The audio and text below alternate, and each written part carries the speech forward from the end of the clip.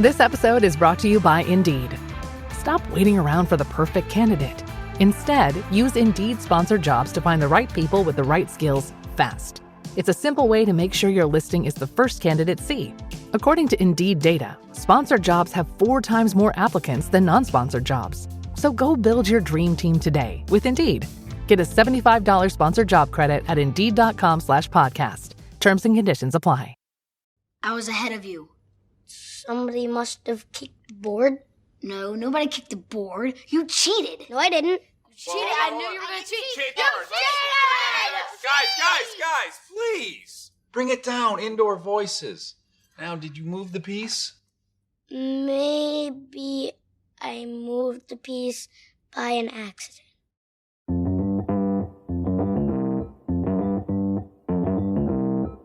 Live from Joe's mom's basement, it's the Stacking Benjamin Show.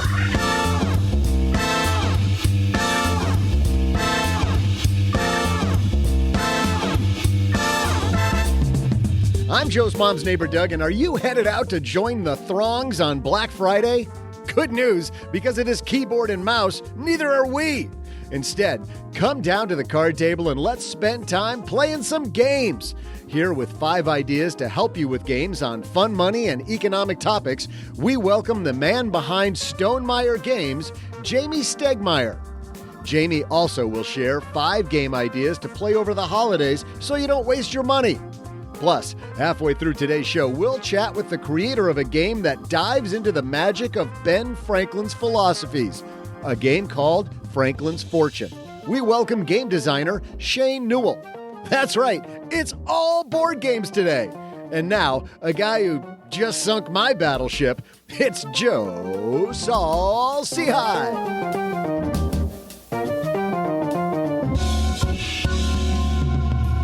Happy holiday weekend to all of you if you're in the United States, or happy Friday if you're not. It's still almost the weekend. I am Joe Saul-Sehy, Average Joe Money on Twitter, here in the basement all by myself this Friday because this is a day when our whole team has the day off, except me. And I'm here for one reason, and that is because it's board game day. While the most of the world goes out shopping, celebrating Black Friday, the way we celebrate it in the basement is we have a bunch of board games that we play. So every year we made this a tradition. We used to have regular shows and figured out that on this day, it's a great day to have a theme show. And I know that there's a lot of you that wait as much for this episode as I do. And man, do we have a very special one for you today. Not only do we have a phenomenal guest, one of the luminaries of the board game industry. And believe it or not, for those of you that don't know this, there is a board game industry, but we also have a fantastic game designer. And my game group, the people I play games with, they love this game. I mean, we don't like this game. We really, really love this game. So we're going to talk to Shane Newell, who created a game called Franklin's Fortune. But before that and after that, Jamey Stegmaier is his name. He created one of my favorite board games called Viticulture. I have 4 games I call my favorite because I just can't choose between them. Viticulture is one of those where you own a winery. He also is the publisher because he owns a company called Stegmaier Games that publishes some fantastic games. And we'll talk about a few of those. And we'll also talk about Jamey transitioning into the world of board games, left a full-time job and went into board games and how he made that switch. For those of you looking to get off the 9-to-5 train working with somebody else. But we'll also talk to him about a few of his games and publishing some great games. And one of those phenomenal games, a game that won some big awards. There's big awards every year in Germany for board games, which is kind of, in the board gaming world, that's kind of the heart of board games. German board gaming culture is huge. And a big winner, someone from here in the United States, I believe, created a game, and Jamey publishes it, called Wingspan. And if you haven't ever played Wingspan, you have a nature preserve, and you're trying to get all these different birds. You're trying to attract birds to your nature preserve. And it's so fun, so entertaining, as is Viticulture. So he's got a couple great games that I love, but he's also going to talk about a lot of games. 2 lists he's going to do for me. First list is going to be a list of games that are kind of an introduction to money. You know, this will be a little bit longer intro, but I have to tell you, if you're trying to give your kids educational board games, I actually kind of think that's a mistake, because most educational board games, to me, when I've played them, and I've played a lot of board games, feel like the topic's just being kind of shoved down your throat. I'm not big on that. But what I am big on is games that kind of introduce you in a fun way to a topic, so that when you see more about it later, you're introduced to it later in a more serious way. You're much more open to it. You're excited about it. You know some of the lingo. So as an example, one of my favorite games that we won't talk about today, but we've talked about on past years of this episode with other board game luminaries, is a game called Power Grid. And Power Grid is just setting up a utility grid and buying the resources. So there's a market for the resources, and you have to decide whether you want coal, which coal plants are very inexpensive to build, but the fuel is increasingly more expensive as time goes on. Or as an example, wind power, much more expensive to set up, or solar power, but at the same time, it's a renewable resource, so it's easier to maintain. So which one's better? Do you have the cash, the incredible, huge amount of cash more to build some of these more advanced technologies? And so this game doesn't teach you anything about power grids, but there is an economic engine. There's a flow to buying and selling. You're doing things based on what other people do or don't do. But because of that, now, you know what? Whenever there's an energy topic that comes up in the news, I'm much more interested because of Power Grid. I love the fact that games can teach. I don't like educational board games, just have not yet found one. And so the games that we're going to talk about today are games that, in a fun way, introduce you to some economic or money topics. I'm going to ask Jamey for 5. And then, of course, Shane Newell, Franklin's Fortune, teaches you a little bit about, introduces you to Franklin's theories and Franklin's beliefs and his values, and goes through kind of also the life of Franklin a little bit. And it is a fantastic game. You won't learn about Franklin, but you'll get a nice little introduction to him. And then Jamey will be back for a second half. And during that, this is the time of year when you play games with family. And a lot of the time, this is when families will buy one board game a year. And you go to Target and you look at the store shelf and you make a decision based on one thing, and that is the cover art, right? The way that it looks. Oh, this looks like it would be good. This looks like it might be fun. And often, sadly, because we buy games that way, we waste our money. So what are 5 fun games for the family? And Jamey is going to do that for us too. And by the way, Jamey does this a lot. The reason I like having Jamey on is Jamey's YouTube channel with Stegmaier Games. He is always talking about his favorite games in different areas, his favorite games that do this thing or that, whatever it is, he's got those. So this is also right in his wheelhouse. So excited to talk to both of these gentlemen. Sit back, relax, enjoy the day off, talking board games with us. But first, well, running a small business, as you may know, like I do, it is super fun, but it can also be very tough. And when it's time to get a loan, it can feel impossible to find the lender that you actually trust. Big banks say no. The internet, well, that's full of sketchy offers with sky-high rates and fine print you can barely read.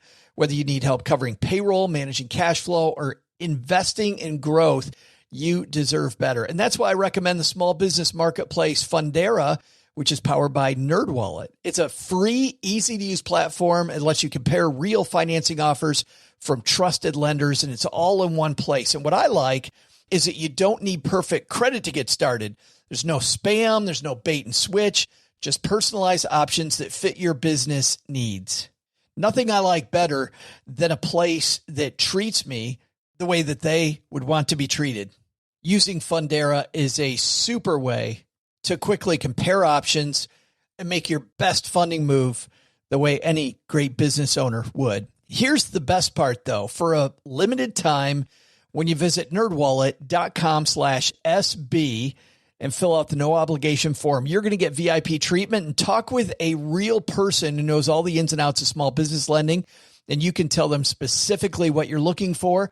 They can tell you specifically which options you should probably consider most. Don't risk your business on unreliable lenders. Go to nerdwallet.com/SB to learn more and find the funding you deserve.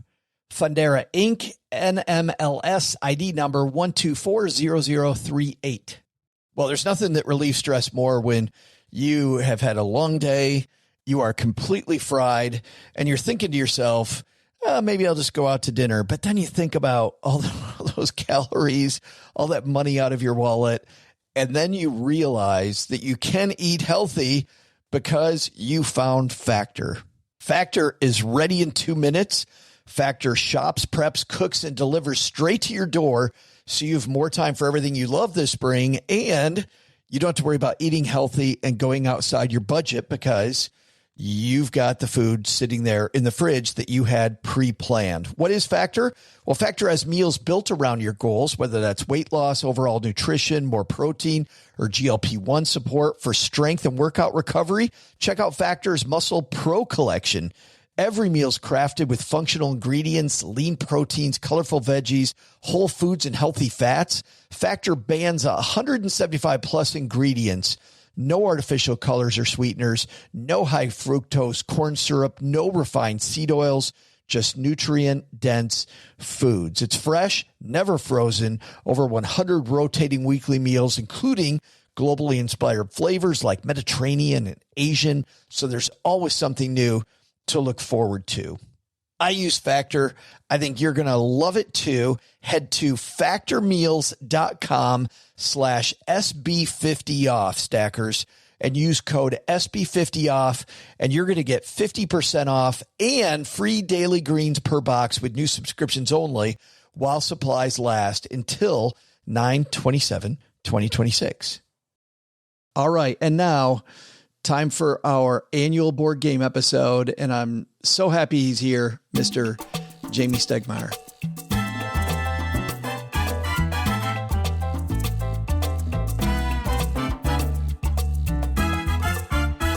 And on his way down here to the basement, my new friend, actually a guy that I've known forever because one of his games is my favorite game, Mr. Jamey Stegmaier's here. How are you?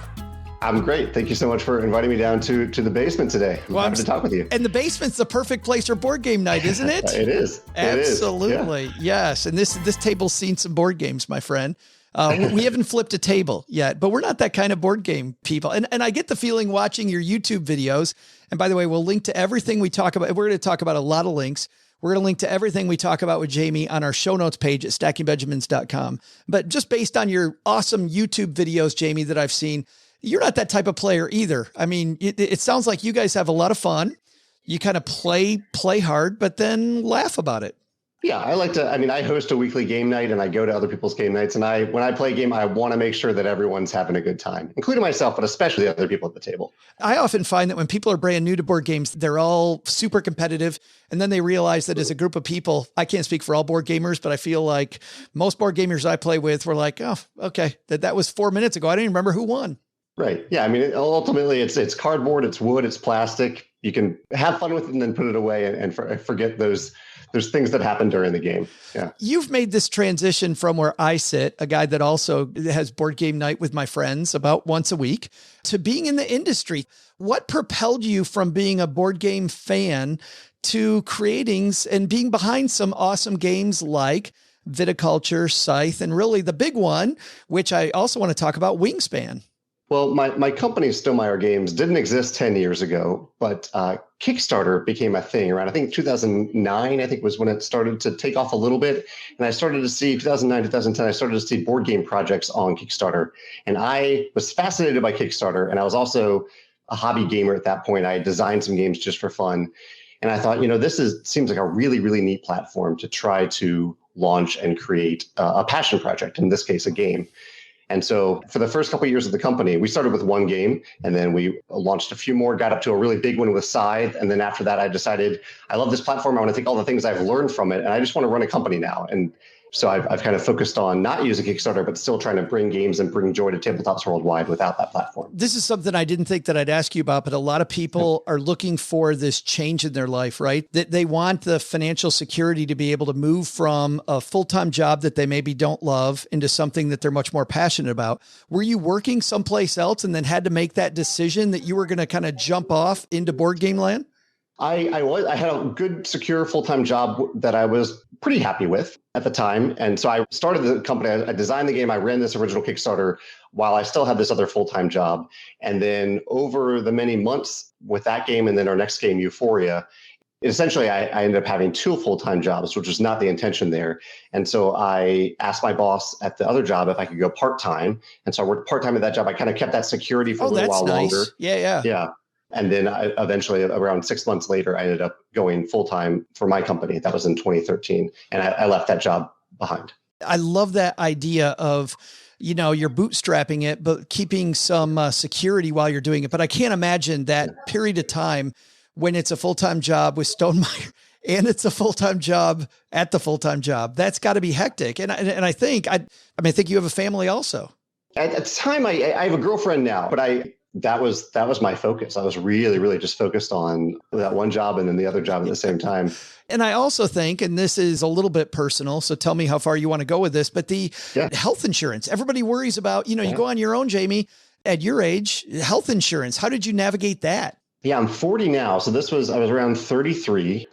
I bought a solo health insurance plan. I can't remember what the laws were back then, but that was definitely a major concern. And so I kind of, at that point, when I decided to make the transition to working full time, I had saved up enough money that if things went terribly wrong after a year, I had enough money to last a year, basically. If things went terribly wrong, I said to myself, I'll give this a try for a year. And after a year, I will do something else. I'll find a real job again if I need to. But it worked out. That year worked out, and the next year was a little bit better, and so on. So I had a little bit of a cushion there in preparation for that step. Yeah, that's fantastic. And I think it's a good, and I know you didn't mean it as advice for other people, but that is great advice for people. Make sure you got that cushion so you're able to do that. Yeah. I want to talk just a little bit more about the company before we dive into my favorite part and your favorite part, probably talking just about games. But later on in the company, early on, you're designing games and the games are selling well. You can feel the love, by the way. I'm going to brag about you a little bit. Jamey is a fan of your games. Your games, you can really feel the love of the games because they're definitely not the cheapest games out there. They are made with a bunch of love, which means they're going to be a little more expensive. But because of that, the games look beautiful. The rules play beautiful. And man, it just feels like there's a different game for anybody. But I don't want to ask you about that. I want to ask you about the second part of your company, when now you are a publisher and you're working with other designers. Tell me about meeting this woman who has this idea for a game about birds that now has taken the world by, and by the way, and a lot of people still out there do not know about this game, but this game has taken the world by storm, a game called Wingspan. Tell me how that relationship began and how that kind of flourished. Yeah. Well, I'll flash forward a little bit and I'll give people a little bit of context for how big the game is, because it's unusual in the hobby game market for a $60 game to sell over 1 million copies. Yeah. In just over 2 years now, which is incredible. It's amazing that it's done those types of numbers. But it started back at a convention called Gen Con that I'm guessing you're familiar with, yes, that some of your listeners might have heard. It's a big gaming convention in Indianapolis. And Elizabeth reached out to me before the convention and said, I'm working on this game. I'd like to show it to you to see if you'd be interested in publishing it. At the time, it was called Bring in the Birds. And so I spent basically just a half hour with Elizabeth, just playing through the game and talking to her about it, kind of testing her a little bit with how she could take constructive feedback, which I do for all the designers who submit games to us. Why do you do that, by the way? Well, it's when someone designs a game, it's really just the first step of a process. When they design a game and submit it to us, it's the first step of us really turning what they've started to make into something that is really, really great, hopefully. And so I need to make sure that that the designers are people that are willing to work with me and willing to say yes to some of my feedback and say no to some of my feedback. I want both of it. I don't want them to just say yes to everything, because they're going to be right sometimes and I'm probably going to be right sometimes. So you're previewing the partnership. I'm previewing. Yeah, that's a good way of putting it. Exactly. Okay. And we're also previewing the game. And so in this case, I was amazed by how well Elizabeth married the theme of each individual bird that she had selected with the mechanisms that she applied to those bird cards, which is not an easy thing to do, to design 100 different cards that each feel unique and thematic. I was just enamored from day one. Even though the game changed a lot after that, from the way that she ended up fully designing it, the way I'd helped develop it. But from day one, I was like, this is something special. I want to be a part of this. She seems like, just the interviews I've seen with her, Elizabeth just seems like somebody that would be a great partner to work with. She's incredible. Yeah, I really don't have many expectations from designers from a kind of a marketing standpoint. That's my job. But Elizabeth is an amazing advocate for many things, including Wingspan. So it's been great to see her do all these interviews and chats with people, that's not her job, but she does a wonderful job with them. We played, for everybody listening, we played Wingspan with many friends of ours that don't play a lot of board games. And because the theme is so different than what they expect, and it really, even though as we explain the game, it seems like it might be a little bit of a rough go for somebody, it ends up being fairly intuitive and really fun. And to your point, like if you've got geese, it feels like I've got geese on the board versus these little birds that kind of flit around everywhere. It feels like I've got these different types of birds with these characteristics. I can't tell you the number of times people have left and texted me later going, what's the name of that game? Because I want to buy it. So it's so That's great. Awesome. Yeah. Okay. So we talked about you. We talked about the company a little bit. Let's talk about board games. You were nice enough to make us 2 lists of games. The first list is a list of games that maybe don't teach people about money, but they're an introduction into economic engines, into money topics, just starts the conversation going where it makes people a little bit more excited about this financial stuff going on. How much do you like those economic games and economic engine games? I enjoy quite a few of them. I would say they're up there in my top 5, top 6 genres of games, mostly because I like top 5 out of 5. Top 5 out of 5, yeah. I like the low stakes nature of board games in general, but I like when you get to have this element of creative problem solving involving something that's very tangible, money, which we deal with every day in real life, but in board games where there's no real stakes there. You walk away after an hour and you haven't actually lost $1 million. Yeah. But in the game, you can put that at risk. Yeah. So yeah, I enjoy that a lot. All right, let's dive into them. Are we going to do these David Letterman style? Maybe 5, 4, 3, 2, 1? Sure. All right. Yeah. Your number 5 games about money. I indulge myself a little bit for each of these lists. At number 5, I put a Stegmaier game on the list. So I put Viticulture at number 5. This is a Stegmaier game. This is the first game that I designed, and it's about running a vineyard. And there's a very strong sense of order of operations to it. And it's tied to the money that you're earning throughout the game, where if you want to grow a certain type of grape, you need to have a certain type of trellis so that you can grow that grape. And then you need to harvest the grapes from that vine, turn those grapes into wine, and then find the right wine order to sell that wine. It's a very economic game. I wouldn't say it's particularly money driven as the other games on my list are, but it does have this strong economic sense to it. Very much. And I have 3 games that I call my favorite game, and Viticulture is one of my 3 favorite games. I would rather play Viticulture than anything else, but a game called Acquire, which could have probably been on your list, I would imagine. Yeah. And then a third game called Big City, I really like. But those 3, depending on the number of Big City with 3 players. But anyway, Viticulture, that's an amazing one. And you know what I love about it, Jamey? Just one more little thing. I love the feeling like I feel like I'm running this operation. So we talked about you and board games. You really, truly feel like I'm running this fledgling, trying to get off the ground operation. Yeah, I really wanted to aim for that you have your own little vineyard that's yours, that you can cultivate it however you want and see it grow over the course of the game. Number 4 on your list. Number 4 is the biggest box game I have here today, and that is Glenmore Chronicles.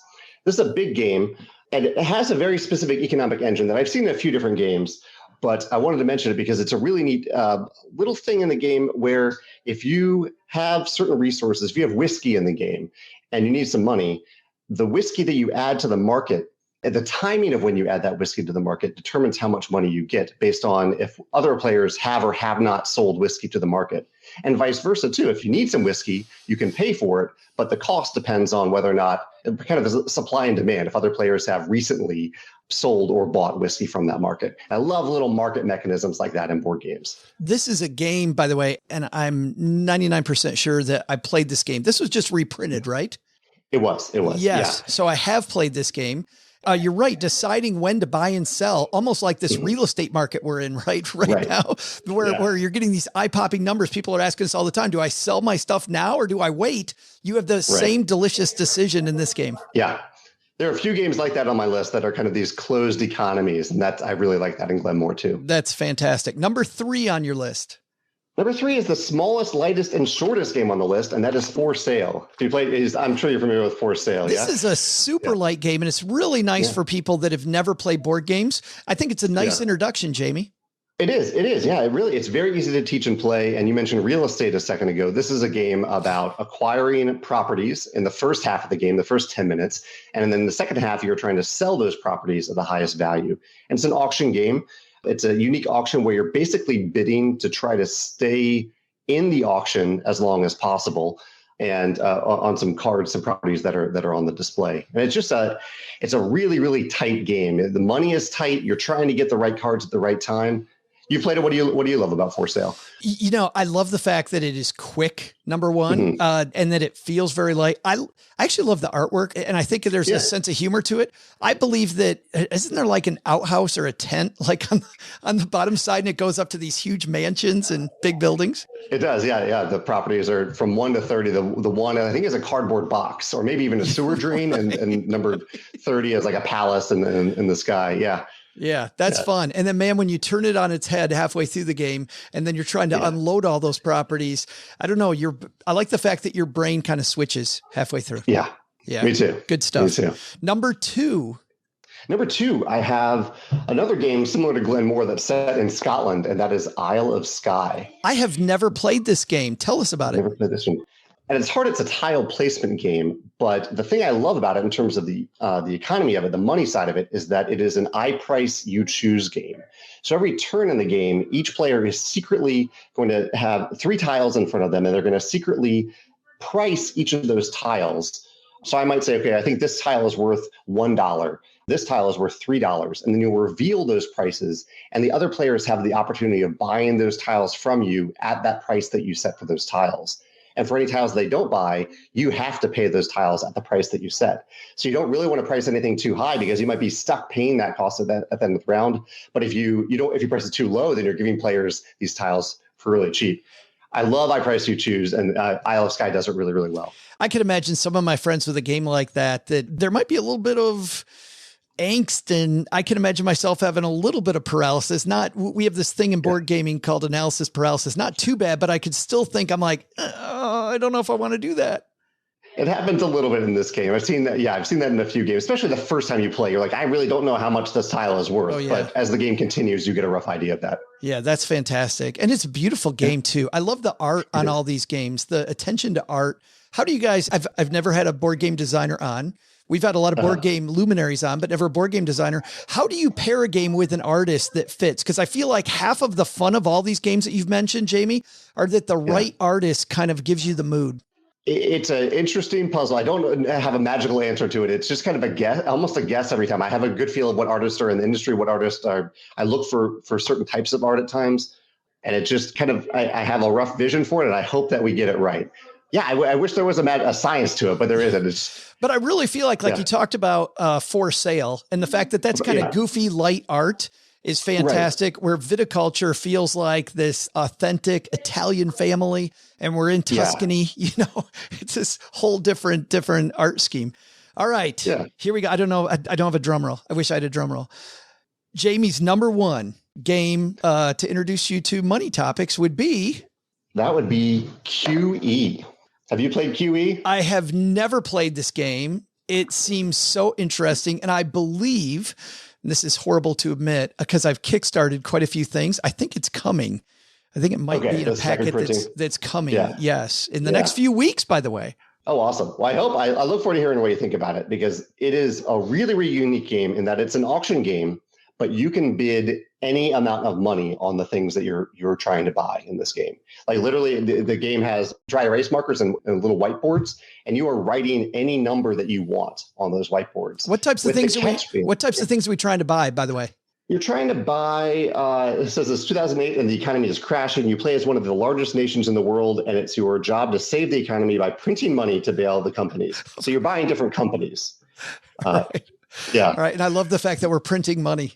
And our severe money geeks got a good laugh out of that too.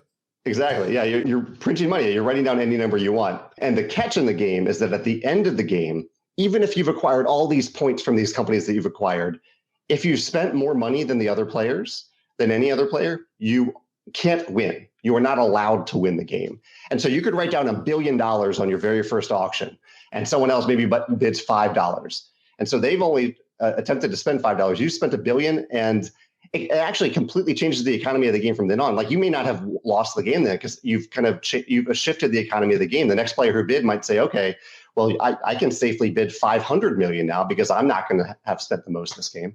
It's just really, really interesting to give that flexibility to players of bidding any amount. Well, and I'm just imagining then, and I'm imagining this is probably why it was number one on your list. You're not just playing the game, you're playing the other players. Like, you're really playing the other players. Absolutely. Yeah. Throughout every moment of the game, you're playing the other players. I can't wait. That sounds fantastic. Yeah. We're going to pause our interview with Jamey right there because we've got Doug hanging out here. Doug, I said everybody had the day off. Everybody apparently but me and Doug. And so Doug is back. You're looking good, man. All right, let's do some board game themed trivia. How about that?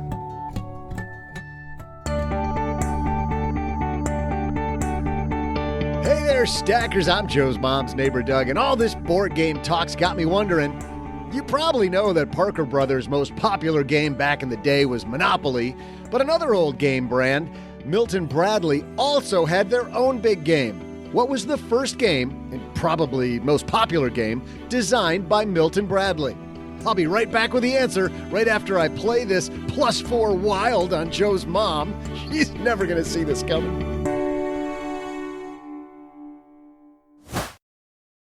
In business, there is no room for guesswork. Every shipment matters. Every deadline counts. And when you're trying to keep operations running smoothly, the last thing you need is uncertainty. That's why reliability is at the core of USPS Ground Advantage. From the moment your package is first scanned in, it moves through a secure nationwide network, aiding in a timely and accurate delivery. You get near real-time tracking so you can keep up with your shipments. And with affordable upfront pricing, there are no hidden fees or surprise surcharges to throw off your cost sheets. It all adds up to predictable deliveries you can depend on, because knowing your logistics are handled lets you focus on everything else, your customers, your team, and the future you're building. Visit USPS.com/Ground Advantage to start shipping with confidence. USPS Ground Advantage. We mean business.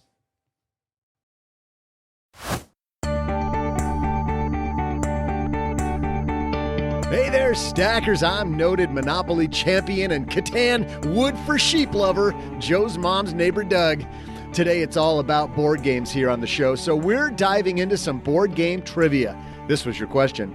Parker Brothers is best known for their early hit, Monopoly. But what was the first and most popular game created by their longtime rival, Milton Bradley? In 1860, Milton Bradley released a game with a spinner rather than dice because dice were considered too closely related to gambling.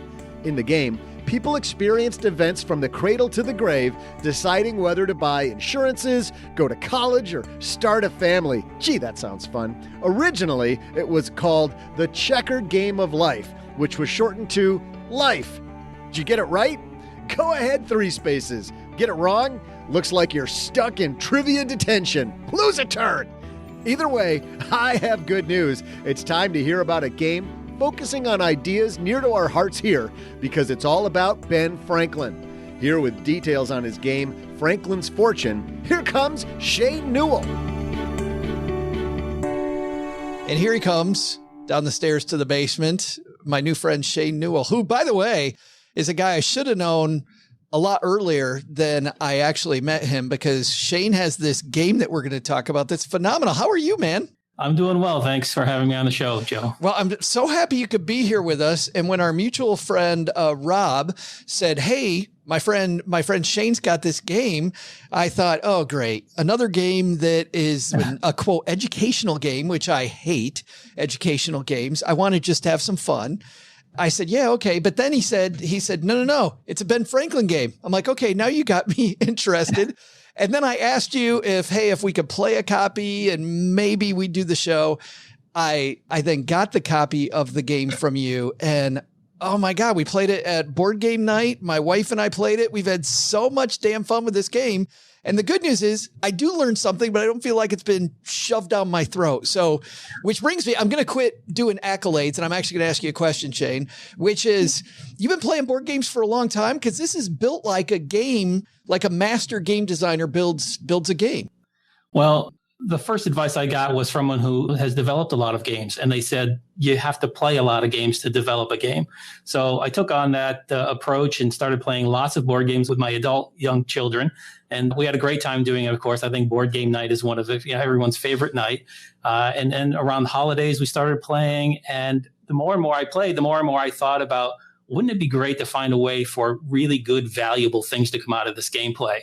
That we would be able to apply it to real life, and that they would drive home that night and think, gee, I wonder if I tried different ways in approaching something that I'd get those kind of results. So it turned into a mission, and it was a lot of fun doing it. Were there some favorite games you played along the way that kind of influenced this game? Yes, certainly. I think the staple for many people is Settlers of Catan. Yeah. We enjoyed playing that immensely. And then the different variations that come about it. We played a little bit of Dominion. We played Ascension.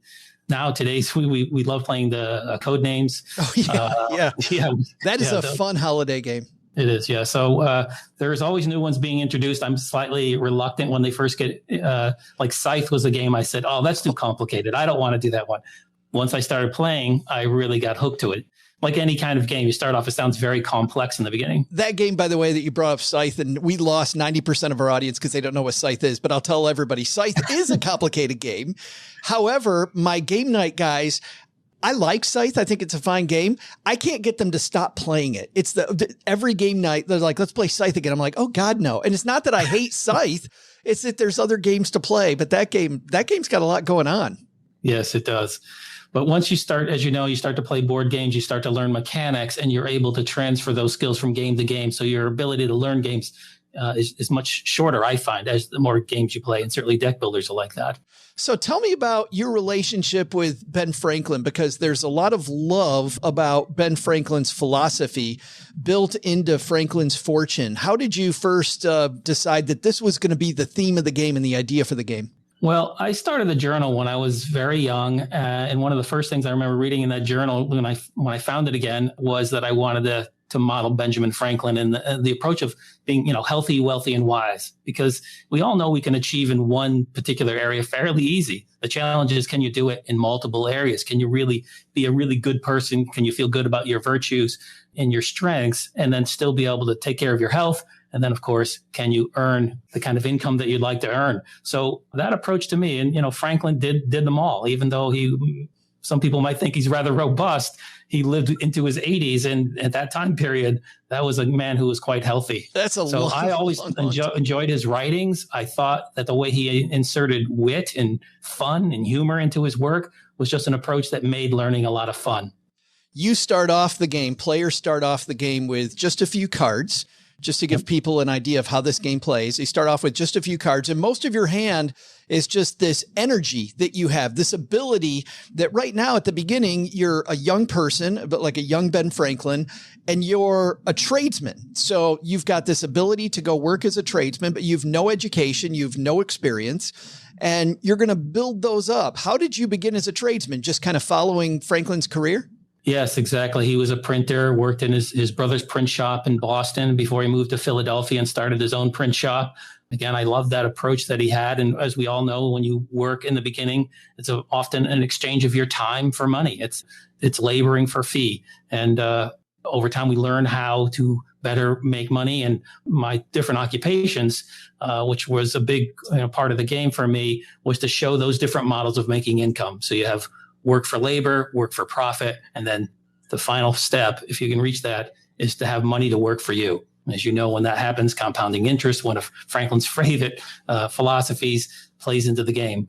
But when to do those is all up to you to decide what is most important to start. Well, and I like that. There's multiple streams of income, and we talk here on the show all the time about having multiple streams of income. So you actually can invest some of this energy that you have, I guess, in the form of cards. You invest these cards into becoming either an investor or what's the other one? It's the proprietor. Or a proprietor or the tradesman, and you can get educated as well. You can spend money or spend resources on getting yourself educated, and education also brings more money. But what's interesting that I thought, Shane, education's not free. You actually have to pay some money to get educated.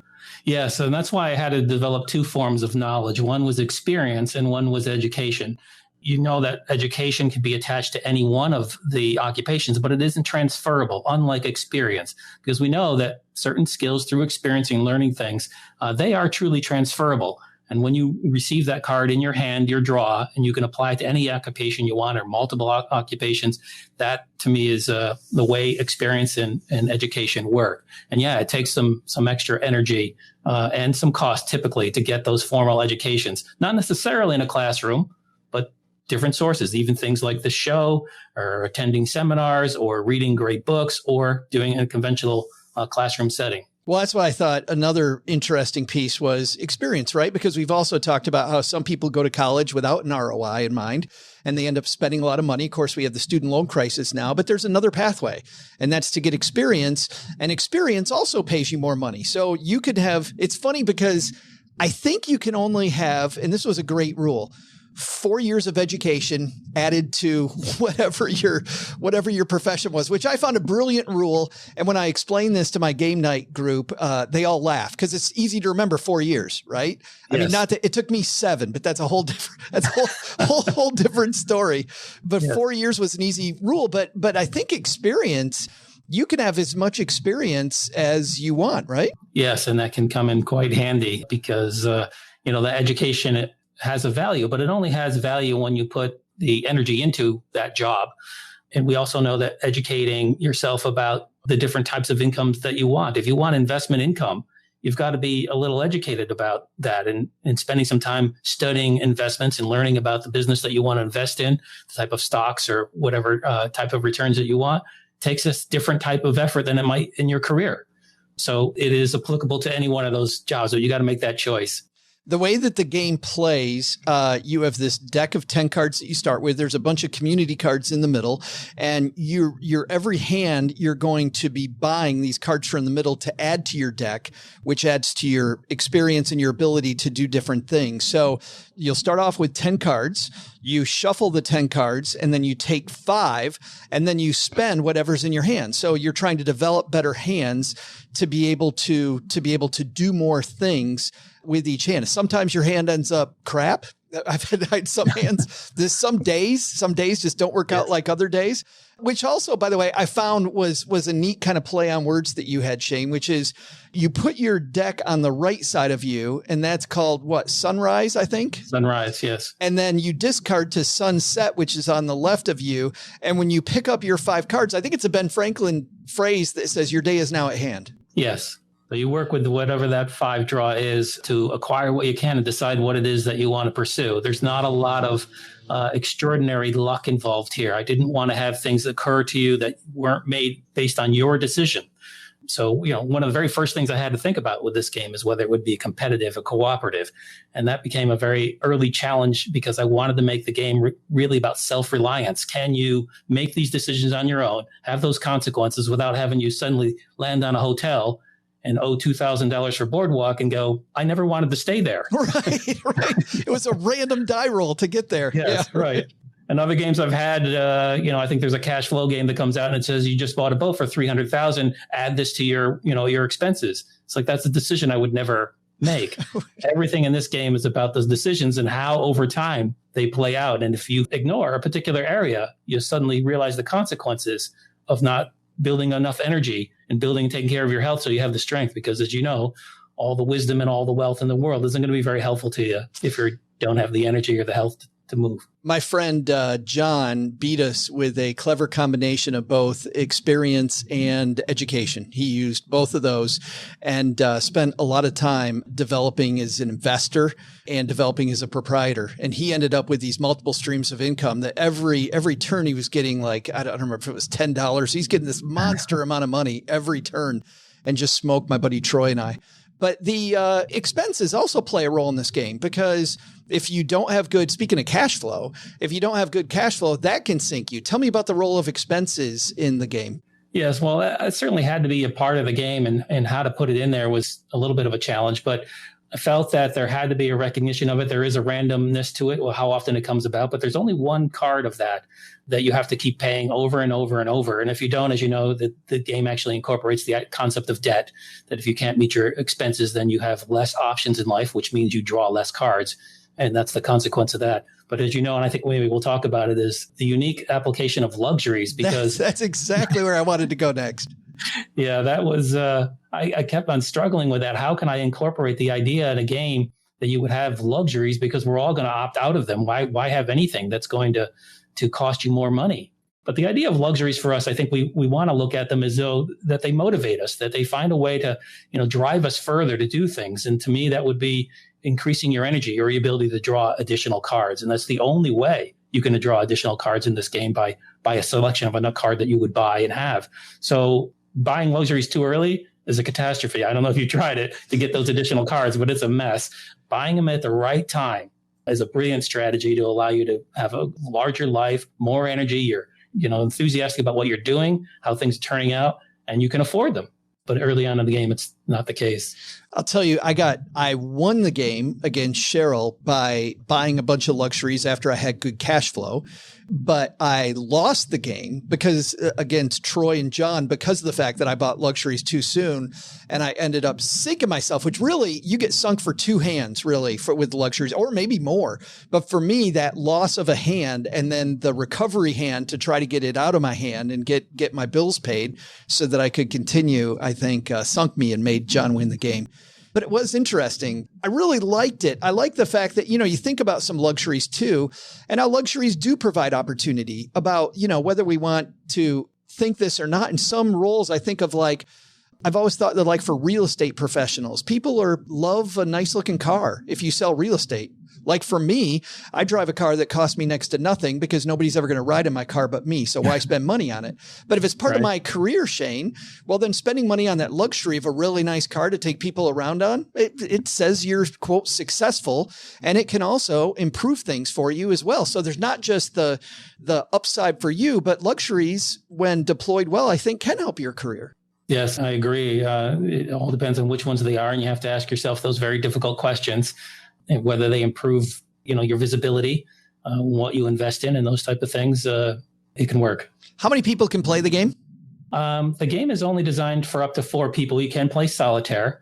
We've tried larger games. They can be done if you wanted to combine 2 games together and modify the card draws. But gameplay is just a little too slow. We found we tried it with up to 10 players, and as you can imagine how many times we played this game in test play.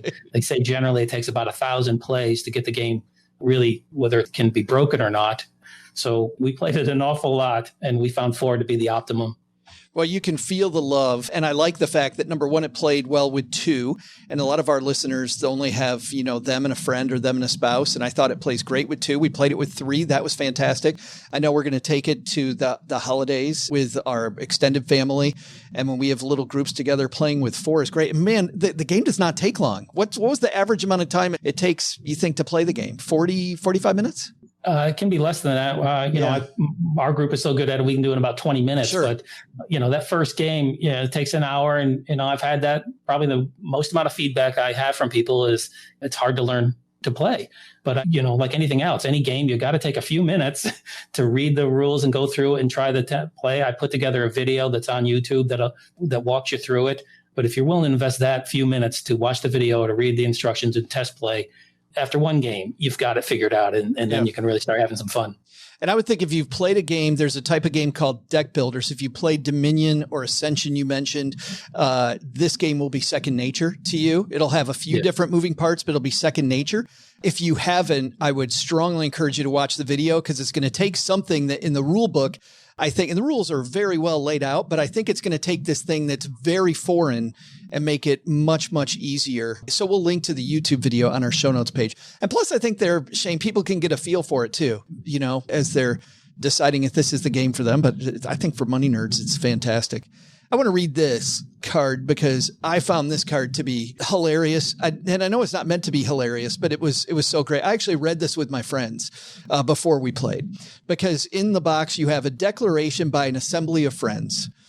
When in the course of fun events, by the way, is in capitals, it becomes necessary for friends, in capitals, to expand the bonds which have connected them to one another. A decent respect to the opinions of mutual friends requires that they play board games which impel them to succeed, in caps, in real life, in caps. We hold these truths to be self-evident that all friends have certain unalienable pursuits, that among them are health, wealth, and wisdom, that to secure these pursuits, friends play Franklin's fortune, deriving great happiness from the consent to play often. I know that every card that you print costs money. Tell me about creating this card and putting that in the game. Well, I have a habit of reciting the Declaration of Independence every 4th of July. And, from that memory, I just started to think about revising those words and doing a slight parody about Franklin's fortune play and the fun of gameplay in the pursuits of health, wealth, and wisdom, rather than, life, liberty, and the pursuit of happiness. So it was a lot of fun to write it. And even the capital letters are similar to the capital letters that were used in the printing of the Declaration of Independence. And it turned out that because a certain amount of cards are printed on a large paper, there's always a chance to have some extra cards, and they use them for promotional materials or whatever. So the manufacturer calls me and said, well, it just happened to land on a 1. So you have 9 cards that you have to come up with. And we were at production time. I said, I can't come up with like 9 different ideas on just to have random extra promotional cards. He said, well, a lot of people just print 1 and they can hand them to their friends. And that triggered the idea. I said, all right, I'll do them all the same, something they can hand out to their friends. Came up with that thing in about a day and sent it over to them. I love that story. I thought it was brilliant. We'll have a link to Franklin's Fortune. I know you can get it on Amazon. You and I are talking right now about maybe us listing it at StackyBenjamins.com. We'll have more for the Stacker family on that later if we're able to do that. But you can definitely buy this Amazon and on your website, by the way. You can also buy it directly from you. Yes, we send it out with free shipping. And the price, also rather appropriate, is $17.76. So $17.76. The game will be at your doorstep with no shipping. Just in time for the holidays, and great gift for the money nerds in your family. Shane, thanks for hanging out and talking about my favorite topic, Ben Franklin, with me. Thank you, Joe. It's been a pleasure. We will link to Franklin's Fortune on our show notes page at stackingbenjamins.com. One more thing here for Black Friday before we get into the second half with Jamey Stegmaier. I am pleased to announce that we are changing up the game and we have made our newsletter even better. You know, if you get our newsletter, you know how much joy Brooke and I put into it. This is one of the few money newsletters that you will get that is created by 2 former financial planners, Brooke Miller and myself. And Brooke takes the bones of what we talk about on the show and she rounds it out with a ton, not a few, but a ton of different resources and commentary. So even if you missed the episode, well, 2 things. Number 1 is if you missed the episode, it doesn't matter. It stands on its own. It's not a guide to the show like we originally had it. It is now a standalone, deeper dive. And for that reason, we're also doing a reboot, which I'm going to talk about here in a second. But also, if you do listen to the show, it is going to mirror the show, but it's not the same thing. It's not a one or the other. We tried very much to make it additional ideas that are based on the ideas that we talk about on the podcast, but to also be a completely different resource. So we're super happy.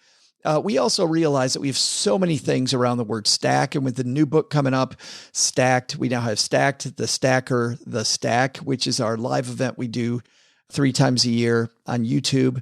All these things that refer to stack. This really isn't that. We need something more descriptive, and it's called the 201. And now we're rebranding the 201. And also the 201 comes with a new reward program. So as you make yourself smarter about money, reading the 201, we're going to reward you with swag and opportunities, discounts on courses. We got a big course we're going to launch next June, all kinds of opportunities But the biggest opportunity is that you're going to make yourself smarter by reading the 201. And so we're super excited about it. Brooke has worked very hard on leading this charge. Gertrude and I also involved in this planning. And it is truly, the 201 is becoming the center clubhouse of everything that we do. So the way to get it, if you're on the stacker, you're automatically in, you're converted, and you'll start getting it on Monday as I record this. Man, we're hoping for Monday. There's a chance it won't come out Monday because it is coming in hot, but it's coming very, very soon, the 201. And if you want to check it out, head to stackingbenjamins.com/the201. And it's the numerals 201, or just put in /201. That will also get you there. Super excited about that. All right. For right now, what I'm really excited about is this conversation I'm having with Jamey Stegmaier about board games. And let's do the second half of this conversation, which is games to play with the family over the holidays. What games should you buy this holiday if you're going to buy a board game so you don't waste your money? Jamey's got you covered. Here's me and Jamey back again. You were kind enough to make a second list for us. And a lot of people listen to the show, Jamey, different than you and I. They will go to the aisle at Target. They'll go to Amazon. They'll go to Board Game Geek. They'll go these different places, and they will make a decision once a year on a board game to play with the family. And you and I also know how many times that ends in a sad tragedy where they see some speaking of artwork, they'll see some fantastic artwork and there's nothing under the hood. The game is absolutely awful. So let's save some people some money. If we're playing games in the holiday season and we're only buying one, you also made us a top 5 here of games you think could be great family games. What's your number 5? When I picked 5 slightly different categories here to hopefully match with everyone out there. So cool. The first one, again, I picked a Stegmaier game. I picked our 2021 release, Red Rising. I have not played this either, and I can't wait. And I'm hearing all kinds of fun stuff about it. I love the game. I helped design it, but yeah, I hope you enjoy it too. You're slightly biased, but it's based on a book, right? The theme is around a book. It is, yeah. And so if someone hears about this from this podcast and doesn't want to play games, I would still recommend the book. It's the Red Rising trilogy. It's a dystopian sci-fi series that I think will someday probably end up being a TV show. The author hasn't told me exactly, but he's hinted at it. But I love the book series. I fell in love with it and have wanted to design a game in this world for quite some time. And so it's a great book game pairing. You can get it for $40 at Target or Amazon or our website.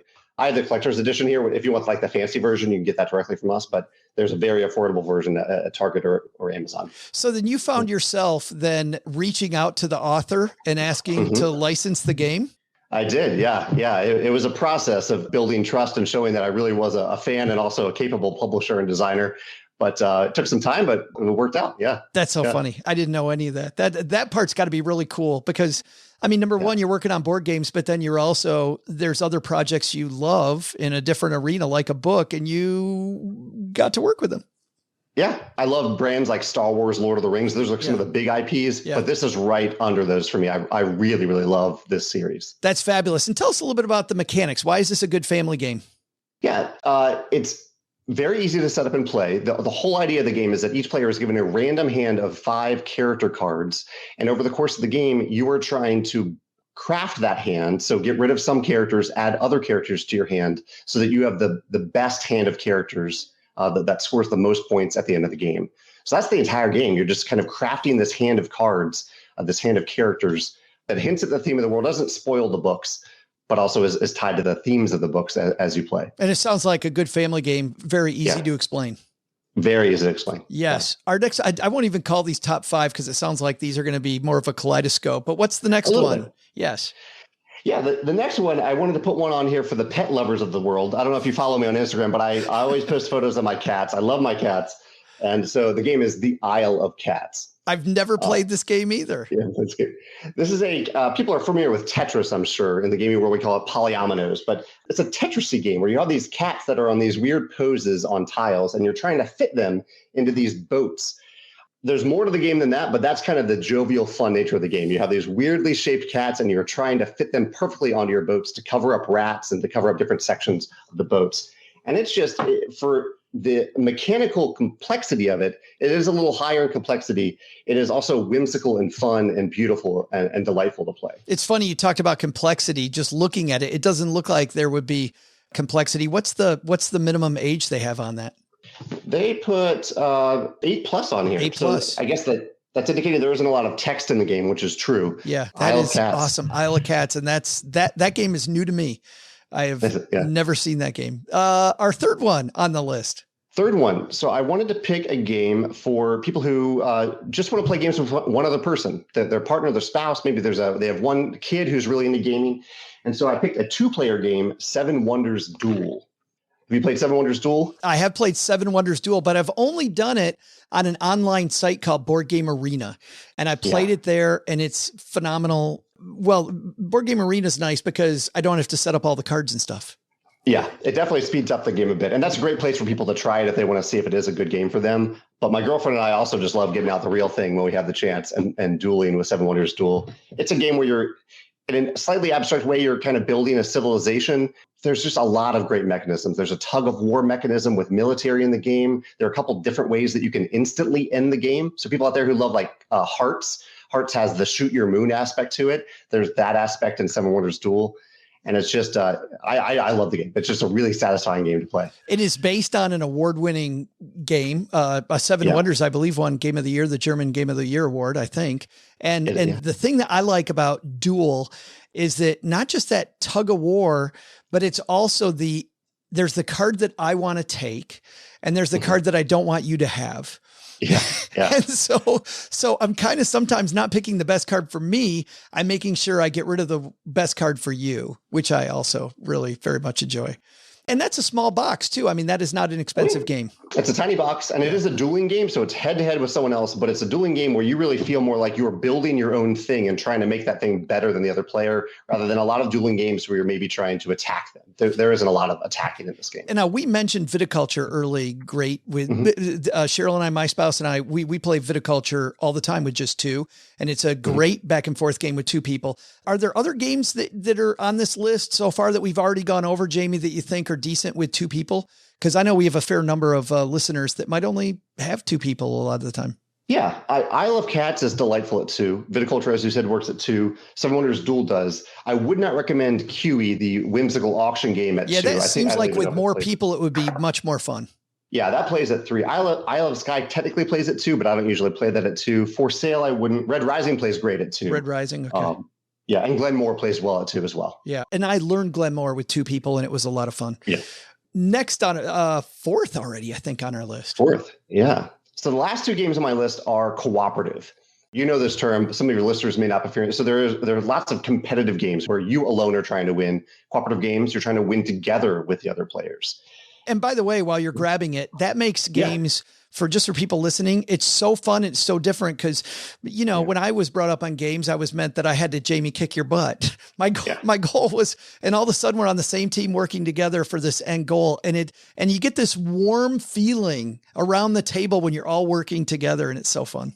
I agree. That's why I think it's a good holiday picks for these last two, that you do have that warm feeling of working together to hopefully try to win. And my pick at number 2 is Mysterium Park.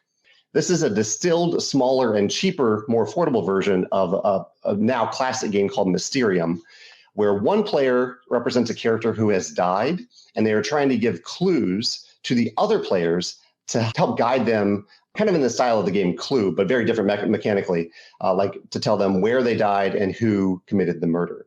And they're using these beautifully and almost eerily illustrated cards to do that. There's no communication. I'm not telling you, Joe, I look at the red on this card. I'm giving you a card and hoping that you notice the red on that card and that you connect it to something else on the table. And half of the fun of the game.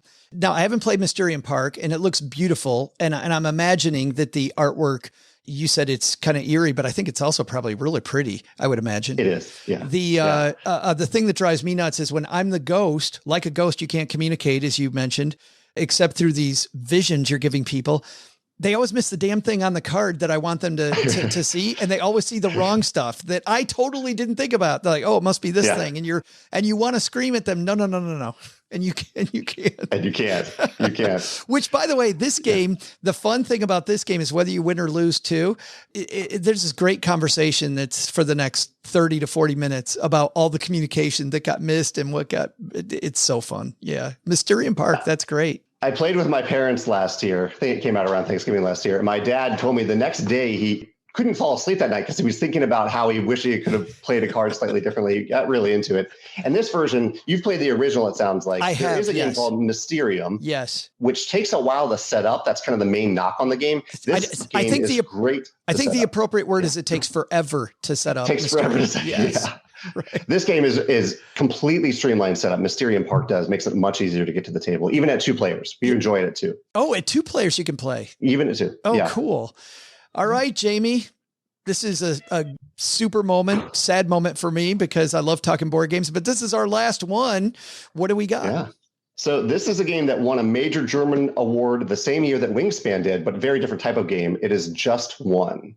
It's the party game that I love. Like I'm not drawn to many party style games, but it's a fully cooperative party style game where you're trying to get a player each turn, you're trying to get a player to guess a certain word that they can't see. And you have to give them a 1-word clue. You write down a 1-word clue. But if your 1-word clue is the same as anyone else's 1-word clue, the person trying to guess the word doesn't get to see those clues. So if the word is pizza, if I'm trying to get you to, I'm describing this, I know you have no other players, but so anyone listening, if I'm trying to get you to guess the word pizza and I write down Italian, but someone else writes down Italian, then they don't even get to see those clues. So I might go with something more eclectic, but still good enough to get that person to guess the clue. It's such a funny game. It's a genuine laughter comes out of every time I play this game. And you get to feel clever and you get that position of trying to guess and also giving the clues. What, have you played this one? I have played this and I've yet to play this with somebody that didn't love it. That did think it was great. You generally get finished with it and they say, let's play again. And because of the fact it's fairly quick, Jamey, you can play it several times during the evening. And what I find really funny is when you and I try to make sure that we don't pick that obvious thing. So with pizza, we both don't want to put Italian and we don't want to put pepperoni. Right. So then nobody puts pepperoni, but then you'll have 2 people at the table that put the same obscure, weird thing that nobody thought. That's where some of the fun comes in. And by the way, another small box game and not expensive, like hours of entertainment and not expensive at all. Absolutely. Yeah. Fantastic. Yeah. Jamey, thanks for spending time with us. By the way, if people want more from you, there's your YouTube channel, and I recommend they check it out. And a great thing, Jamey, that I love about your YouTube channel, you don't spend a lot of time talking about Stegmaier games. You certainly do from time to time. But as somebody that just loves the hobby, as I think everybody can hear, you do these lists all the time of your top 5 or your top 10 games about X. Yeah, I love talking about games, and I love tabletop games in general, and I love the conversations that emerge from them. So yeah, I talked about that on my YouTube channel, and I talk a lot about the things that I've learned about running a business on stegmaiergames.com if people want to check that out as well. Yeah, and go to stegmaiergames.com and you'll also see all the love there. Yeah, I really do wish you liked what you did, Jamey. I feel bad you don't. It just seems it doesn't ooze that you like it at all. Jamey Stegmaier, thanks for hanging out in the basement with us, talking board games. I appreciate it, and happy holidays to you, my friend. Same to you. Thanks for your time.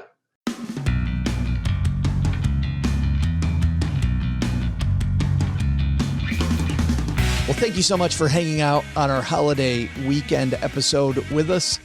Wherever you are, hope you're having a very safe time. If you're traveling this weekend, a lot of people out there traveling. So be safe on the roads, and hope you have a very safe flight if you're flying. That's going to do it for me today from the basement. On Monday, a guy I've wanted to talk to for a long time. Ted Benna is a name you may not know, but I'll tell you, you know what he's done. Ted Benna created the 401k. So you know how we talked with Robin Wrigglesworth about the creation of the index fund? 2 big things, the index fund and the 401k, probably influence a lot of the way many of you save. Definitely influence the way that I save. Ted Benna is not just going to talk about that. He also is the author of a new book in the Dummy series, 401ks and IRAs for Dummies. And we're going to dive into using your 401k effectively on Monday. Of course, that and much more, because as you know, it's the greatest money show on earth. So we have to have a lot of different things. Again, sign up for the 201, stackingbenjamins.com/201. Thank you, everybody, for hanging out with us this weekend. Doug, you got it from here, man. What should we have learned today? So, what should we have learned today? First, that even though it's Buy Nothing Day, I don't think a lot of people are getting that message. But we are. Spend today pulling some fun games off the shelves and enjoy your family and friends. Second, learn about money through board games? We prefer to have some fun with games first, but if they help us and those around us get more interested, hey, all the better. But the big lesson? If we ever invite you over for game night, don't get sucked into playing Uno with Joe's mom for money, even if she loses to you the first 3 games. I'm just saying, she's just sucking you in. She preys on the newbies, and you shouldn't fall for it. That's how I got stuck here in the first place. Where did that yellow reverse card even come from? Huge thanks to Jamey Stegmaier from Stegmaier Games for joining us. You'll find great games like Viticulture, Wingspan, Scythe, and Red Rising at his website, StegmaierGames.com. That's Stegmaier spelled StegMaier Games.com. We'll also have the full list of games Jamey recommended today on our show notes page at StackingBenjamins.com. A special thank you to Shane Newell for coming to the basement and sharing his fantastic game, Franklin's Fortune. You can check out his game at shane-newell.com. Today's show was written by Paulette Perhatch, who helps writers make sure they have enough dough to shop and invest with her freelance writer coaching. Find out more at thatwriterpaulette.com. This show is the property of SB Podcasts, LLC. Copyright 2021 and is created by Joe Salcihat. Our producer is Karen Rapine. After you listen to our show, check out our show notes page and the 201 Deep Dives written by our website manager and blog editor, Brooke Miller. You'll find the 401 about all things money at the 201, our newsletter at stackingbenjamins.com/201. Once we get all of this goodness bottled up, it goes over to our engineer, the amazing Steve Stewart, who helps the rest of our team sound nearly as good as I do right now. Want to talk about the show later? Mom's friend Gertrude is our social media coordinator and room mother in our Facebook group, The Basement. So say hello when you see us posting online. Here's a weird fact. She and Tina Eichenberg are never in the same room at the same time. To join all the basement fun with other stackers, type stackingbenjamins.com/basement. I'm Joe's mom's neighbor Doug, and the people responsible for this show have been sacked.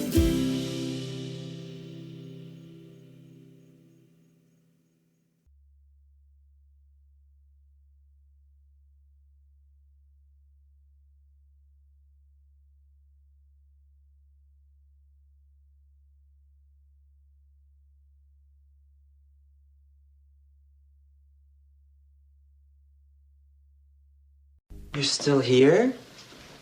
It's over. Go home.